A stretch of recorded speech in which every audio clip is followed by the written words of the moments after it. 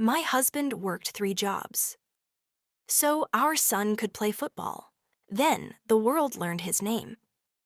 The last thing my husband said before leaving for his third job that night was something I will never forget. If one day our son lifts the biggest trophy in football, every blister on my hands will have been worth it. I smiled. I wanted to believe him.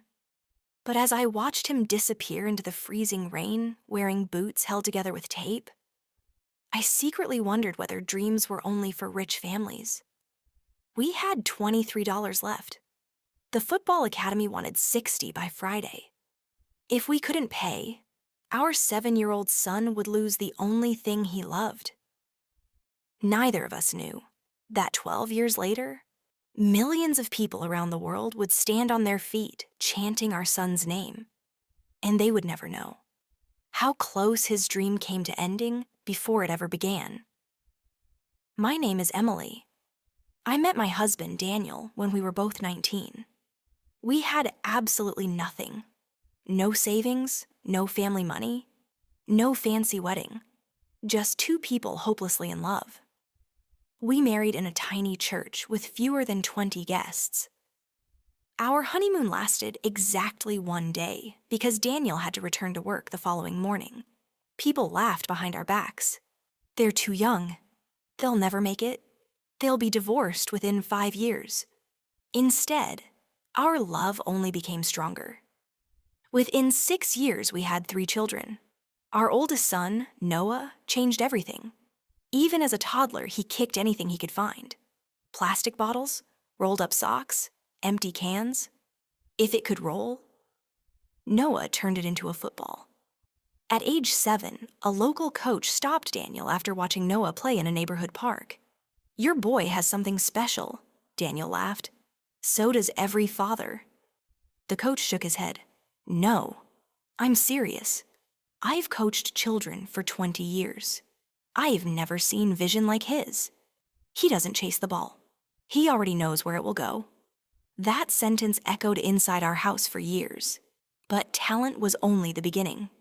The academy accepted Noah. Then came the payment. Registration fee, monthly tuition, training uniform, football boots, transportation. Each new expense felt impossible. The first month, Daniel sold his old motorcycle. The second month, I began cleaning offices at night after putting the children to bed. When that still wasn't enough, Daniel quietly took a second job loading delivery trucks before sunrise. For a while, we survived. Then the factory where Daniel worked reduced everyone's hours. Our income dropped overnight. Bills piled up across the kitchen table. One evening I whispered, "Maybe we should let Noah stop football."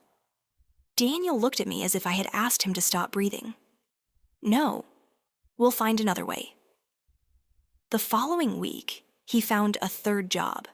He worked mornings at the factory, afternoons delivering furniture, nights cleaning warehouses. Sometimes he slept less than 3 hours. His hands became rough. His back hurt constantly. Yet every Saturday morning, he stood beside the football field smiling as if he had never been tired in his life. Noah never knew. To him, Dad was simply his biggest fan. One rainy afternoon after practice, Noah climbed into our old car carrying a torn football boot. His eyes filled with tears. "Mom," the other boys laughed. "They all have new boots." I think Coach noticed mine. I forced myself to smile. "They're still good." He looked down. "The sole is coming off." That night, after Noah fell asleep, Daniel picked up the boot. He turned it over silently. Then he disappeared into the garage. For 2 hours, I heard nothing except the sound of tools. When he came back inside, he had carefully repaired the boot with strong glue, thick thread, and a tiny piece of leather cut from his own work belt. "It'll last another month," he said. The next morning, Noah hugged him. "Thanks, Dad." "You fixed them." Daniel simply smiled. "Now go score some goals." Noah ran outside without realizing. His father had just sacrificed the belt he wore every single day to work. Weeks later, something unexpected happened. A scout from one of the country's biggest youth academies arrived to watch a local tournament. Everyone assumed he was there for another boy whose parents drove a luxury SUV. Nobody even looked at Noah. His uniform was faded. His boots had been repaired so many times they barely resembled football shoes. During the first half, he barely touched the ball. Parents whispered, "He's nervous. Too small. He'll never be noticed." Then, with only 3 minutes left, everything changed. Noah intercepted a pass near midfield. One defender charged toward him. He slipped past. A second defender blocked his path. He nutmegged him without slowing down. The goalkeeper rushed forward. Instead of shooting, Noah delivered an impossible pass to his teammate, who scored the winning goal. The crowd erupted. The scout didn't clap. He simply stood up, closed his notebook, and walked directly toward our family. My heart stopped beating. He extended his hand to Daniel. "I've been searching for gifted players all year." He looked straight at Noah. "I think I finally found one." Daniel squeezed my hand so tightly it almost hurt. Neither of us noticed that, across the parking lot, another man was quietly watching our family. He wasn't smiling, and before we left the stadium, he made a phone call that would soon threaten everything Noah had worked for. For 3 days, we heard nothing. The scout had promised he would call. Every time the phone rang, my heart nearly stopped. Every time it wasn't him. I watched the hope fade from Noah's eyes. Then, on Thursday afternoon, the call finally came. "We'd like Noah to attend a 7-day trial." Daniel covered the phone with his hand and looked at me, his eyes filled with tears. He did it. For the first time in years, our family allowed ourselves to dream. But dreams have a strange way of attracting people who want to destroy them. The mysterious man from the tournament wasn't another scout. His name was Victor. He managed one of the wealthiest youth clubs in the region. His own son was considered the academy's biggest star, until Noah appeared. Victor believed only one boy deserved the spotlight. His own. A week before Noah's trial, rumors suddenly began spreading. He's older than his documents say. His family forged his birth certificate. He isn't eligible. None of it was true. But rumors travel faster than the truth. The academy postponed Noah's invitation while they investigated. When Noah found out, he locked himself inside his bedroom. "I didn't cheat. I didn't do anything wrong." Daniel sat beside him. "You listen to me. People only attack those they're afraid of. If they wanted to ignore you, they wouldn't waste time trying to stop you." Those words became Noah's strength. 2 weeks later, the investigation ended. Every document was verified. The academy apologized. The trial was back on. But another problem waited for us. The academy was almost 4 hours away. We couldn't afford transportation. Hotel? Impossible. Restaurant meals? Not even a chance. That night, I found Daniel sitting alone at the kitchen table. His wedding ring wasn't on his finger. "Where is it?" I asked. He quietly opened his hand. "I sold it." My heart broke. "You promised you'd never..." He interrupted gently. "It's only metal. Noah's future isn't." The money paid for fuel, simple meals, and a tiny room near the academy. Daniel never told Noah where it came from. At the trial, Noah looked nervous.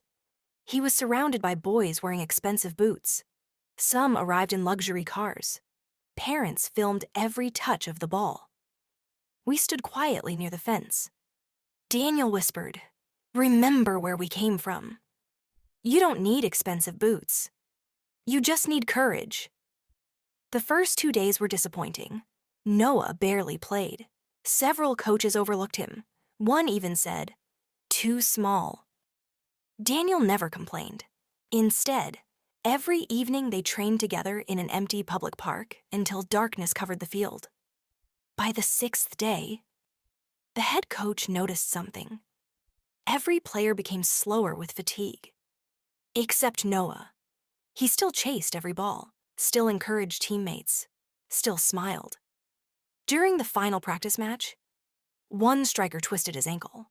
The coach looked around. "You." He pointed toward Noah. "Go play striker." It wasn't even Noah's position. He had never started there before. For a second, he froze. Then Daniel shouted from the sideline, "Play wherever life puts you. Great players don't wait for perfect opportunities." The whistle blew. 5 minutes later, Noah scored. 10 minutes later, he assisted another goal. With seconds remaining, 3 defenders surrounded him. Instead of forcing a shot, he backheeled the ball between them. His teammates scored. Silence. Then applause. Not from the parents, from every coach. The head coach walked straight toward Daniel. "Your son isn't just talented. He's fearless. We'd like to offer him a full scholarship."